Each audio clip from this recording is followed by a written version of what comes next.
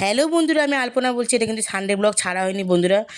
খুব শরীরটা খারাপ, তার জন্য গলা ভয়েসটা শুনে বুঝতেই পারছো। আর 3টে লিপ বাম চলে এসেছে, দেখো। এটা আমি সবসময় ব্যবহার করি, লিপস্টিকটা সবসময় ব্যবহার করি না বলে মেয়ে অর্ডার করেছিল।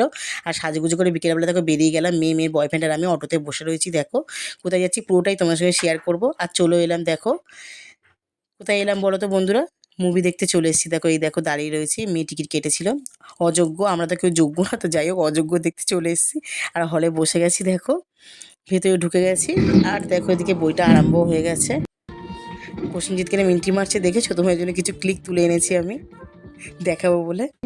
বইটা কিন্তু খুব ভালো হয়েছে বন্ধুরা, তোমরা দেখে আসতে পারো। বইটা শেষ হয়ে গেল, আর বাইরের রেস্টুরেন্টে খাওয়ার কথা ছিল, তো আমরা যাইনি, অনেকটা রাত হয়ে গেছিলো।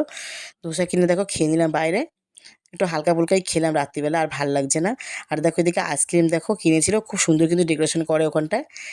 আইসক্রিমটা খেয়ে আমার গলার 12টা বেজে গেছে, অর্ধেক খেয়েছি, তাও এরকম অবস্থা। তোমার ছোটো মিলোটা কীরকম লাগলো অবশ্যই জানি।